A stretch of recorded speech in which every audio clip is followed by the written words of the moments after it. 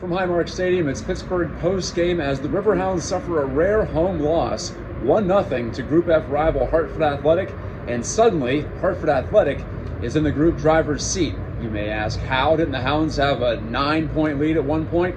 Well, yes, they did, but it was only 5 coming into tonight. Hartford's had some games in hand, and to Hartford's credit, for the most part, the second-year squad here in the USL Championship has taken advantage. Eder Guzman scored the only goal of this match, about a half an hour in, maybe a little bit beyond that, just after he was denied on a penalty kick by Hounds keeper Danny Vitiello that kept the Hounds shutout streak going. But Pittsburgh has conceded for the first time in 5 matches, and now they have lost at home for just the second time all year, and their 5-game win streak has come to an end. Pittsburgh still does lead Hartford by 2 points in Group F, but the Hounds don't play again until next Saturday here against Philadelphia Union 2, while Hartford is at Philly on Wednesday, and then Hartford has to take on New York Red Bulls 2 next Sunday. So Hartford still has some work to do, but if Hartford wins its final 2 matches, it doesn't matter what the Hounds do against Philadelphia in a week's time. As far as the details of tonight's game, well, Pittsburgh had 70% possession, actually a little bit more than that,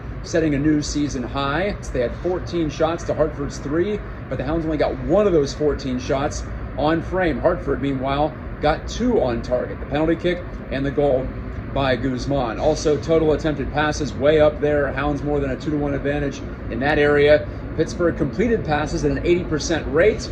Hartford was a little more aggressive than what we've seen, but not terribly so, and Pittsburgh still had plenty of the ball. But for the 3rd time this season, that's right, count them, 1, 2, 3, the Hounds have had 11 men to their opponent's 10 and have not been able to score over a significant portion of a game. I don't think they were better than us on the night, but we were very poor on the night, and they were better at executing their game plan than we were at executing ours. You know, like they did what they had to do,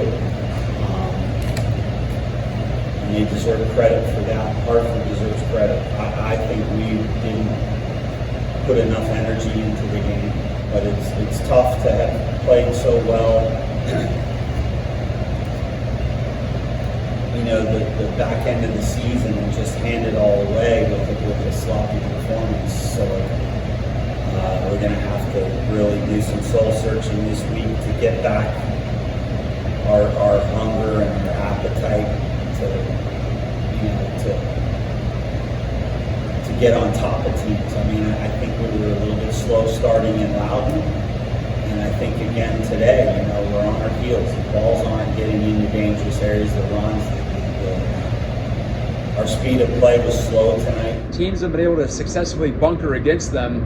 Even Hartford tonight, after losing its starting keeper, Parfait Mandanda, to a red card for unsportsmanlike conduct against Hounds forward Steven Dos Santos. As Hartford defended well, they did well all game against 23 Hounds crosses. I think 1 Hounds cross found its target and they couldn't get the shot on line. It was a Dos Santos header in the second half. So plenty of the ball, but not enough execution in the attacking third. And isn't that how soccer goes sometimes? May not seem fair in that way, but everyone knows the drill. And when you don't score, you can't win. I think it's an execution thing from the players' standpoint. I don't think any of us were unaware of the circumstances and what was at stake tonight. I think we knew Hartford was going to give us a tougher game, and certainly they came out pressing as opposed to the last time we played them here where they were not doing that. But at the end of the day, I mean, it's a game of moments, and you live and die by the sword. And I think things that we do well a lot of times, really on this stretch of games where we haven't given up any goals and scored a lot. Everyone talks about our conversion rate being good. You know, we did have the chances tonight, but they didn't go our way, and ultimately a mistake that we don't usually make, that also knocked over our way. So that's soccer for you. I mean, it's a game of moments, and you know, I think all in all, we could have been coming away from this game saying something completely different, whether it was a comeback or whether it was us getting up in front early and never looking back like we have a lot of times. So that was my assessment. Still 10-4-1, still have made the playoffs, but Now the Hounds are in the interesting position of having been the first USL Championship team to qualify for the playoffs this year, but they could be starting on the road. If they finish second to Hartford, they will be at, it's looking like, Louisville in the first round crossover match.